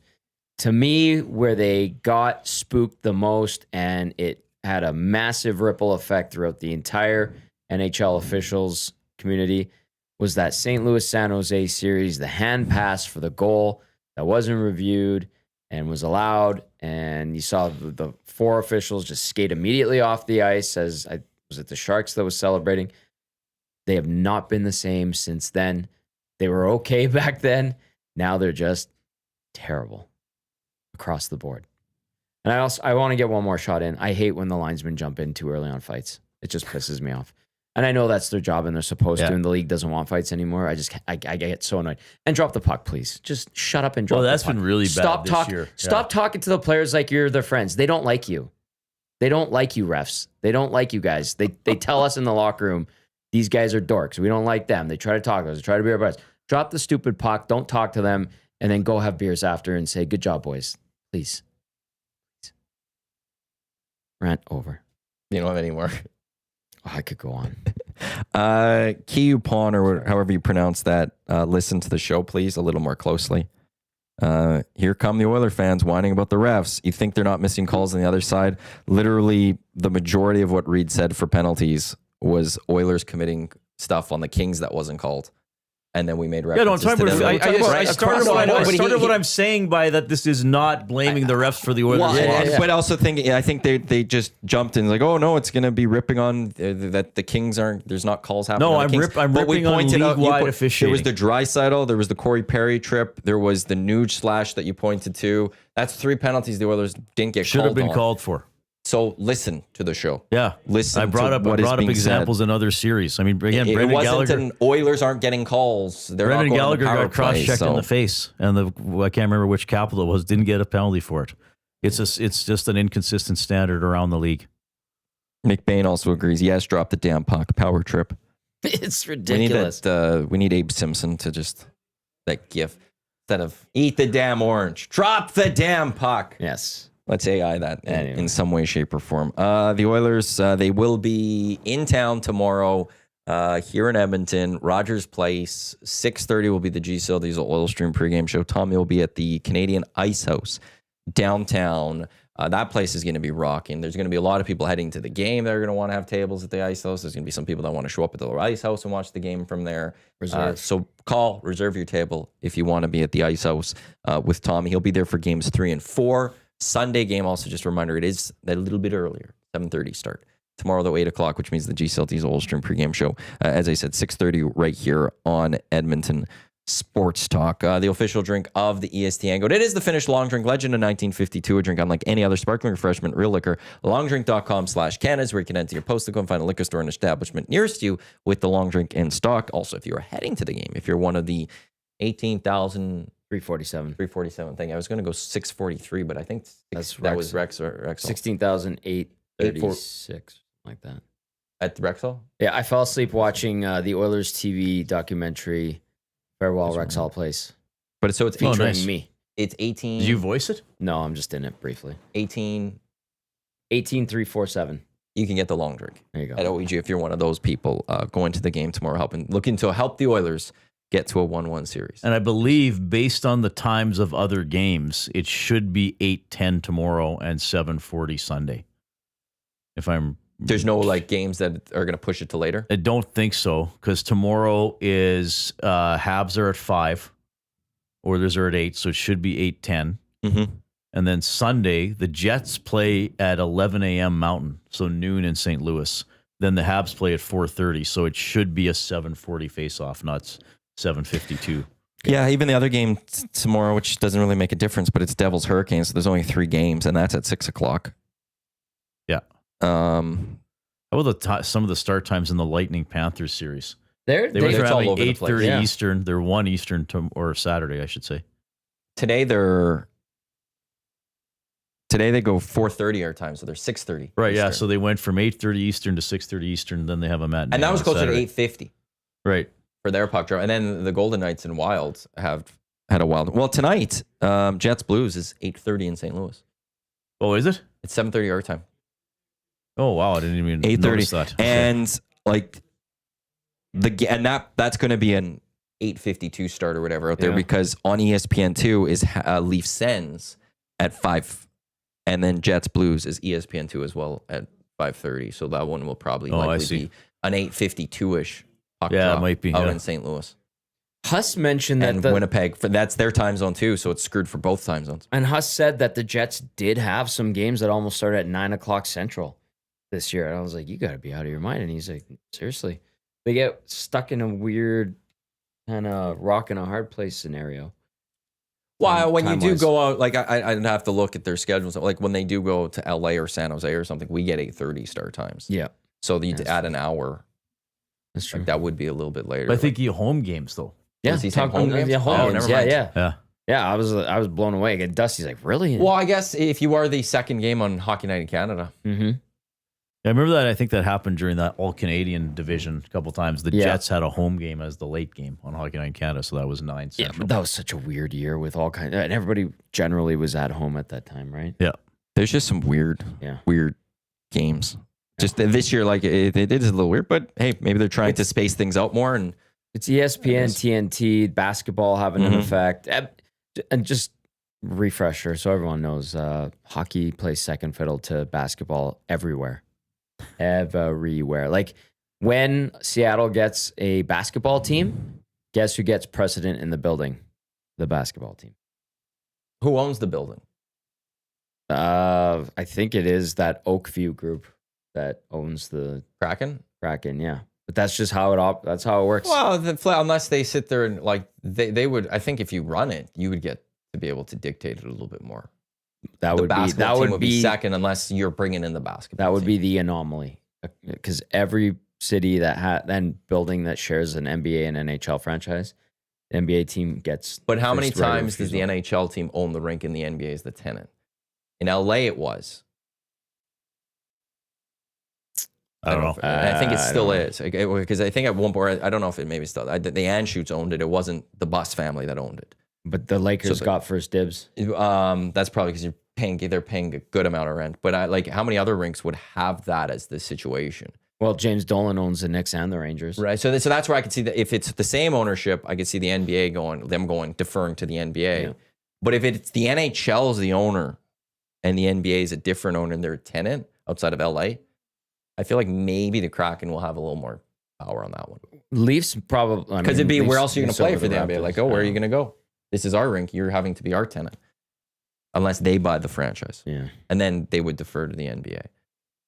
United Center, Blackhawks play second fiddle to Bulls, regardless of how good they are. Anyway, I'm just saying it. That's how it works. NBA is for TV. The TV networks pay more to the NBA for the NHL, so they're going to put more into what for the NBA. Yeah, and the TV numbers that we've seen so far early as well. It's much bigger for the NBA as opposed to the NHL. Yes. Matt Hyman, thanks you for coming on WST yesterday. He says, calls you Tony as well. You're welcome, Tony. Matthew Hyman. It was a pleasure. I love working with Huss. He's great. And Remo. They're good dudes. Yeah. I haven't seen anything at this moment from the Edmonton Oilers, like any sort of quotes or something. I don't think there's be a lot of media there as well. Yeah, some guys are probably taking off. And listen, I was thinking about this the other day, Reid. Like, going back to 2017, I know that was the first playoff appearance by the Oilers since 2006, but everybody was there locally. CG for 1260. Yeah, we sent him. Yeah. I was supposed to go in 2020.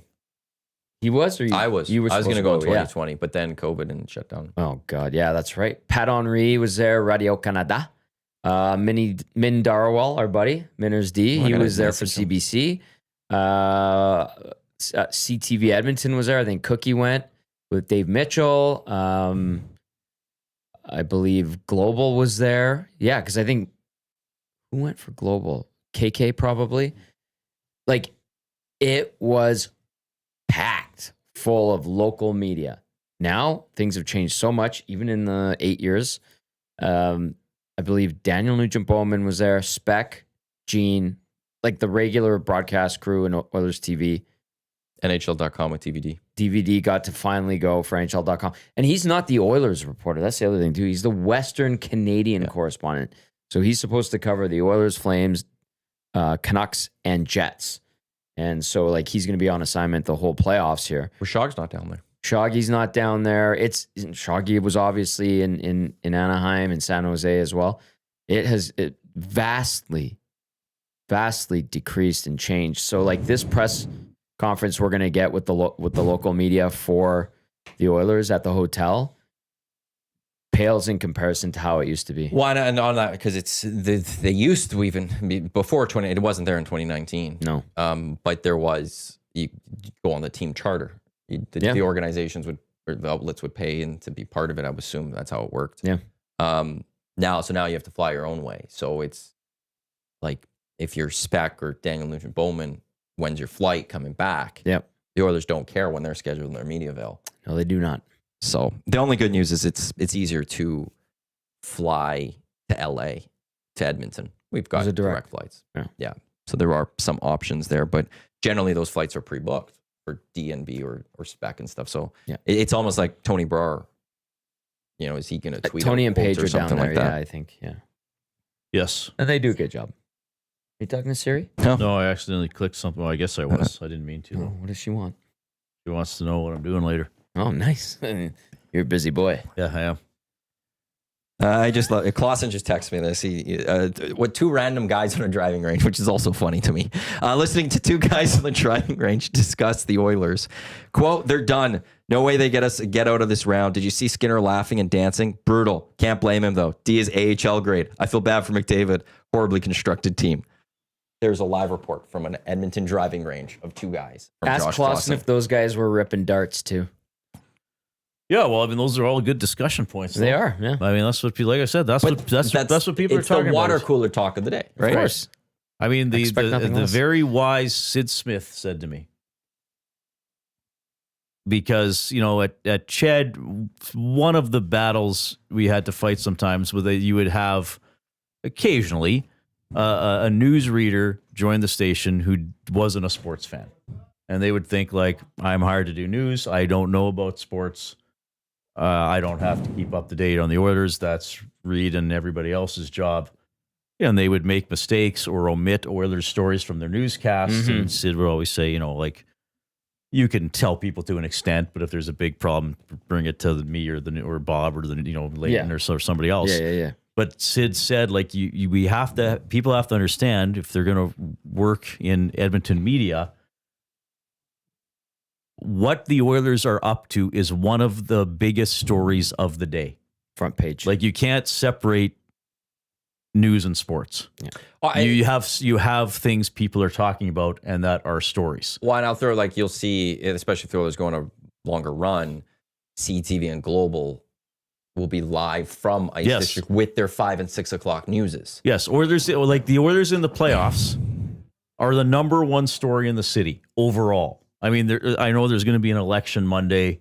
Other things could happen in the city that are newsworthy, or if there's a tragedy or whatever. That's the only thing that supersedes the Oilers in the end. It will be a tragedy covered, but in terms of a through line, what's there every day that people talk about, it is the Edmonton Oilers. Yeah. And quite frankly, you know, even in the off season for a lot of it. So, and so that's what, you know, Sid kind of gave me that advice. He said, you know, if you ever got to explain it to somebody, like, that's a good way to put it. It's your job as a newsreader in your 2 or 5 minute cast to give people the day's headlines, and the Oilers are always going to be among the headlines, you know, regardless. And especially when you're the station that was broadcasting the games, then you get to promote your coverage too. Could I ask a radio nerd question? Yes. How would you differentiate Oilers from the news and the sports? Because the sports follows usually. How do you make sure you don't take from the sportscast, or do you do both no matter what? That's a good question. I think how they usually did it was, and you remember Leighton in the mornings, his cast would start. I'm Bob Leighton. It's 7:30. Oilers crowned again in LA. More in sports with Halsey. Over at City Hall, you know, so you mention it, or you give it, so you say more coming up. The antenna go up, or say, you know, can they get a win? Game 3 tomorrow on Ched, 7th, 8 o'clock. So that's what we call it. And there's ways to do it. Yeah. But see, this is one of the things. I'm kind of broadcast nerding here too. You have to teach the newer people how to write and how to tie things together. Okay, so, you know, it's not like I mean, yes, sometimes it is story A, story B, story C, but sometimes. But you have to create a flow through them. Right. Yeah. And then sometimes, if it's not the headline story, sometimes, for radio, it might be a story, 2 sentences in, a 10-second clip, a sentence out, and that's 40 seconds. Maybe in your next newscast, and Leighton was good at this, it could be a one sentence thing, so say there's the budget, all right, the Matthew Iwanyk party getting criticized for their new budget. He's decided to stop funding Reid Wilkins board game collection. Reid was at the Iwanyk legislature today. Then you got a clip from me and say, but supporters of Matthew Iwanyk say that Reid buys too many board games. Okay, so that's the story. Maybe in the next newscast, Leighton goes, board game brawl brewing, Iwanyk cuts funding for collectors. And that's the story, right? So people still get that. Or he knows Reid Wilkins is affected. He's on with Bruce Bowie at 7:45. And then, okay, so that's coming. So that's how you got to think in radio as opposed to just regurgitating or whatever. You got to find different ways to present things and tie it all together to draw people in. Those are great examples that the younger generation of broadcasters who are up and coming can learn from. But it also took Bob Leighton, who is he still in the business? I think he finally retired, right? He's retired, yeah. Yeah, he did it for like 50 years. So you get pretty good. I know. You know Gene's shtick? And some people absolutely adore it. Some people are like, oh, Gene, come on. But even for him, he's so good. He knows that broadcast and every segment, like the back of his hand. It's almost amusing himself as well. Yeah. Seeing how clever and creative he can get. And you're right. If you get a kick out of it, great. If you don't, he's still going to do it. It takes a long time to ascend to being how Bob Leighton does it or, Gene finding his shtick. And I mean, we've all gone through that. But I think still as a younger broadcaster, you can start to develop good habits. And those are learn great. And find new examples. ways, and find new ways to do things for sure. But that was just, I don't know. I like talking about that stuff because I like the process of how am I going to present something? Yeah. What am I going to say? When and on a talk show, when am I going to inject humor? When am I going to? We should just clip this last 5 minutes from our show and send it to Nate and say you're welcome. This is Lammy. I think she's still teaching the news out there. Just play this for the class. We helped Benny Thompson do a project, Belzy and I, after a Hello Hockey, and so we were directly talking to Lamia in the interview. We're like, Lamia, if you give this more than 61%, that is total BS. He got 100. Good. Yeah. Oh wow. Good. Yeah. A couple things. Dusty in the nasty chat. Gene on the Nielsen show tomorrow, 7:30. Excellent. Gene Principe? Yeah. Oh, well, it amazing. says just Gene, so I'm assuming it's Gene Principe. Gene Simmons, maybe. I interviewed him. I also have an update from the two driving range guys. Yeah. They were ripping darts. Hell yeah, they were. And they were complaining about how bad they felt while shanking everything. So that's what. Thank you, That's Clausen. the update that I got from Clausen. Oh, on how that did one. I know they were sucking back on a morning heater, as JMO would say? And I can't ever see this, but Dusty a bit ago said 10 more likes for 100. Let's go. Wow. So if you weren't good. listening, hit that thumbs up. Click. I like when you do that. Yeah, you have to play that on that show. When I filled in for you, we didn't have that first day, and people were like, where's the click? Well, I was like, emailed well, it to Jay though, didn't I? We got it after. Yeah, Yeah. you sent it, but it was just like, oh, I'd have to play this. People if you don't play it, and then Yeah, some people won't click. I think VR is one of those guys. It's like, yeah, VR I won't, it until give us what you want, what we want. Yeah. Do you go click, click, click? Must you click? Yes, it's recorded. You Yoda it. Yeah, I don't know why, because obviously the little clip we play, Yeah. I just did spur of the moment one Right. day, and then we cut it. So I don't know why I was just saying silly things that were coming out of my head, and now Bookbinder's good too. one listener wrote in and she said her daughter sings along to it or something like that. So it's well, I'm glad I'm finally done something that people like. No, you do a lot that people like. The remix that I just discovered yesterday while listening to the show, Zacticum did. Yeah. Yes. I am so weirded out by it, but I love it at the same time. That when I hear it, I was like, oh, it's this one. And I didn't know Zach had created it, and I'm very, very impressed by him. There's a young man learning on the fly. We got the 100. Lars thank EY you. says changing 100. Thank you. We got that. NFL draft also tonight for anyone. We've got NFL draft. We've got NHL playoffs. We got Stanley Cup playoffs. Lots happening. So we'll see probably Cam Ward go 1 to Tennessee. Travis Hunter maybe 2. And then where does Saunders go is kind of the big stories going into this one. And then everyone focuses on their individual team. Yeah, I feel kind of, I don't take a lot of interest in the NFL draft, and I realize I might irritate people who say, Reid, you host a show on a sports station, but it's just That's okay. I mean, if you want in-depth stuff on the NFL draft, there are other places to go. Yeah, people you got So the they kinda- NHL playoffs and the Oilers are in right now. yeah, So it's kind of that's my engulfs a lot of focus. things. And I love the NFL, but I'm more like, hey, when the season starts, Mhm. I might pay attention to who goes you have a first team? overall. Yeah, I like the Seahawks. Yeah, the Seahawks. So I might Right. pay loose attention to who they pick. Yeah. But I'm more just like once the season gets going. And the NFL draft, like, why? Oh, it's over 3 days or whatever. It takes forever. The first round. I watch about an hour of it. And then I keep track of the Cardinals. I haven't read anything on what their plan is. Last year, getting Marvin Harrison Jr., fantastic. He's going to be a beast. But I get caught up in the hoopla of the NFL draft. I love the party. I love that atmosphere. I feel like slightly you get to kind of feel like you're there a little bit, and you're like, that'd be awesome. One time, Bernstein won a trip to Vegas.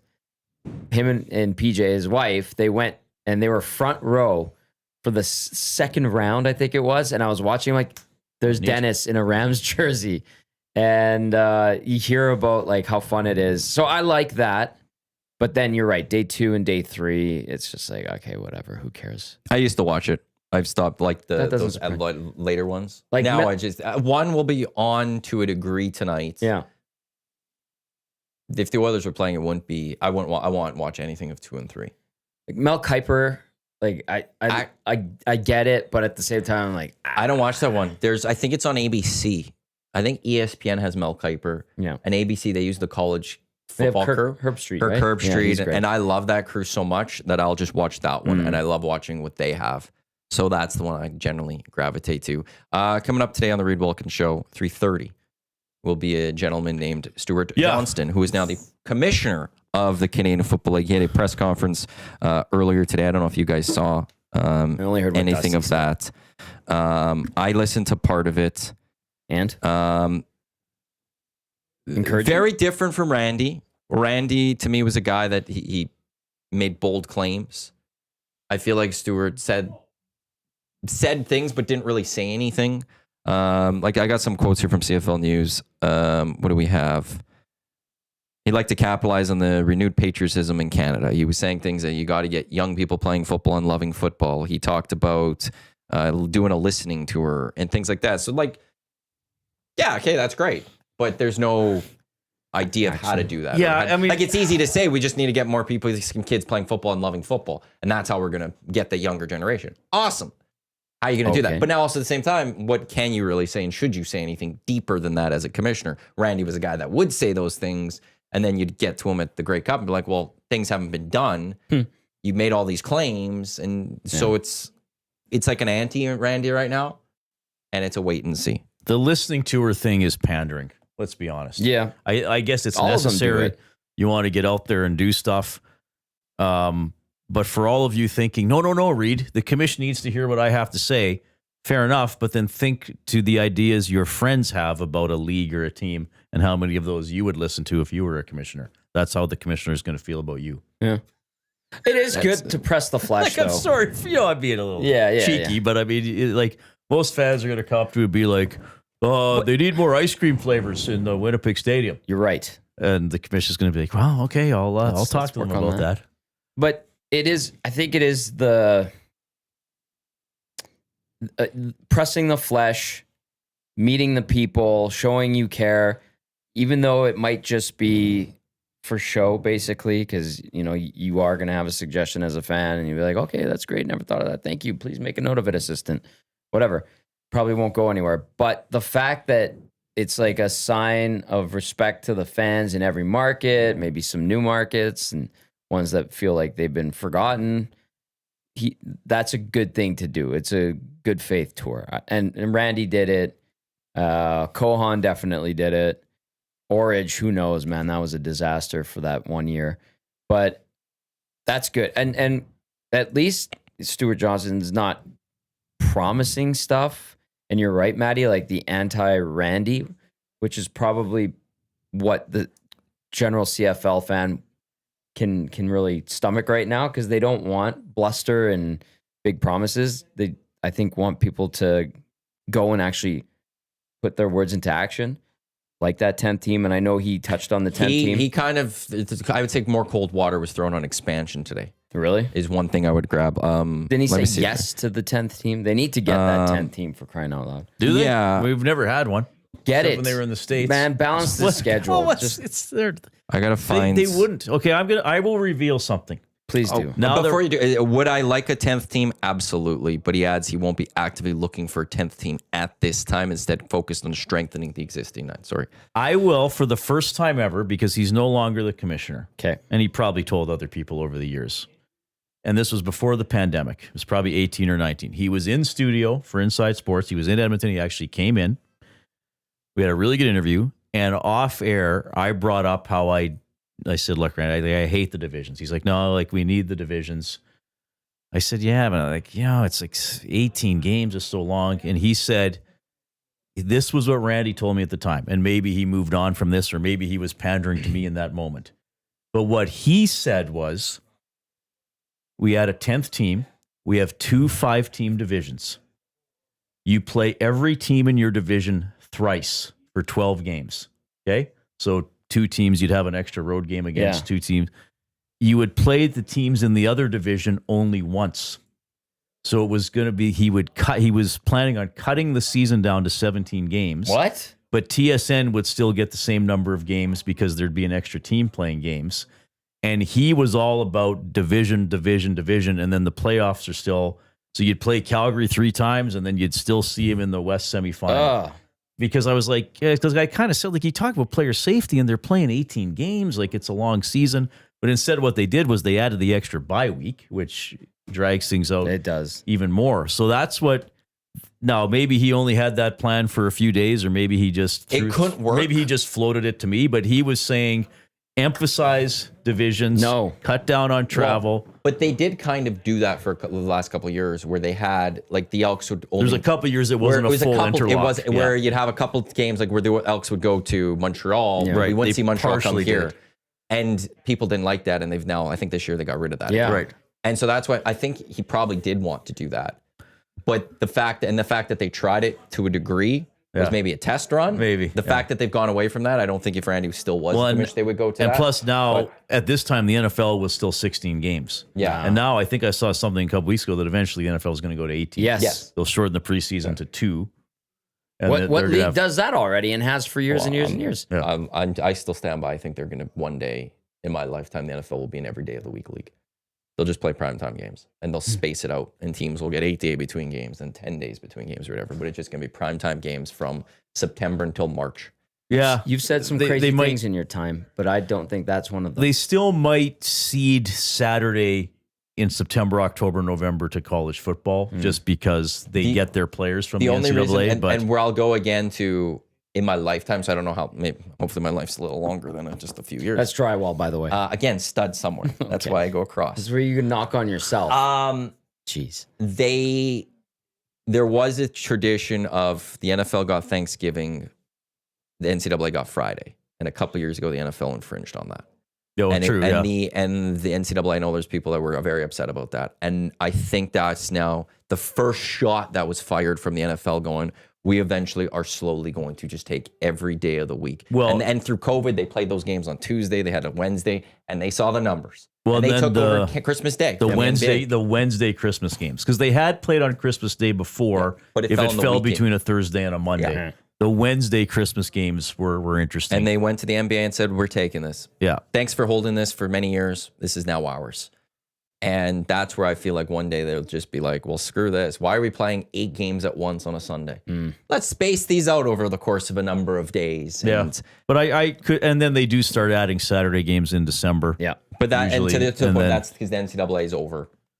But and then they had the Friday game in Brazil, right? So like that's a good point, Matthew. We could be seeing that process, or at least games Thursday through Monday every week. Maybe they leave Tuesday, Wednesday dark just for travel and practices. But do you know the other thing about 18 weeks, though, just back to that part?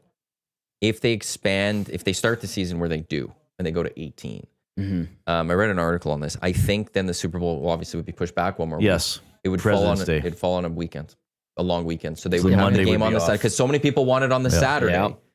And the NFL's would be if they could get it to the Sunday. That's where maybe that's the one thing that takes away from my thought of them going every day, is that they could eventually one day get to a Sunday, but it's Monday is off that people all want, and they don't have to leave the Sunday.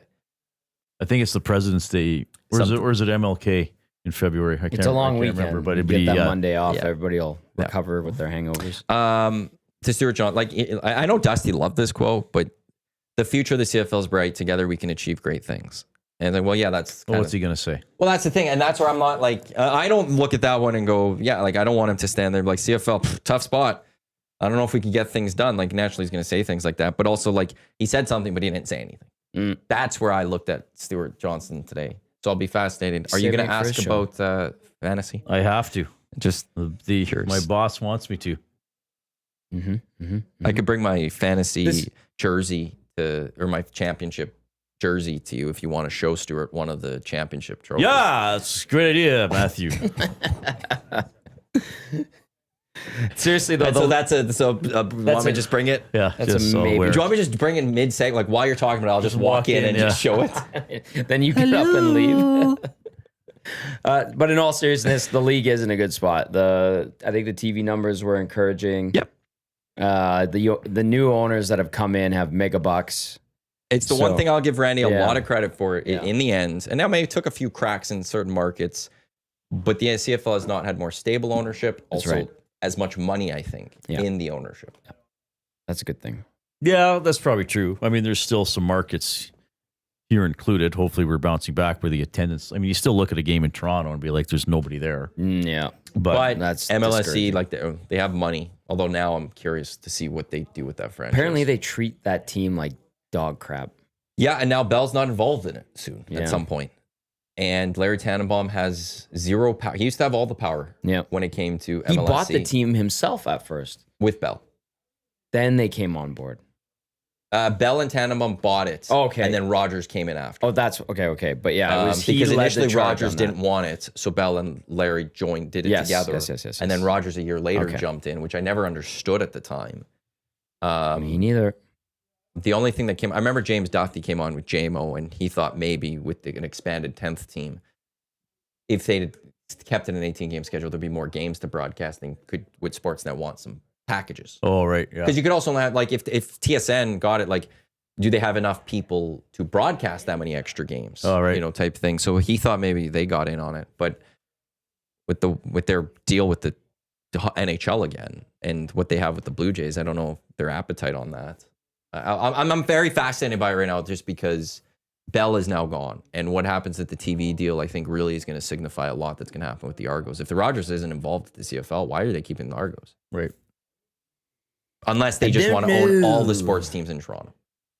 But like I said, they don't want to lose a single ownership, like, because they have, like, then maybe they'll go try to take other ones, but they would have MLS, they would have CFL, they'd have NBA, they'd have MLB, they'd have NHL. Yeah. Right. Talking to former Argos, though, they just were like, yeah, we got treated like crap, even though we were under the MLSC umbrella. And they've won 2 of the last 3 championships. Yep.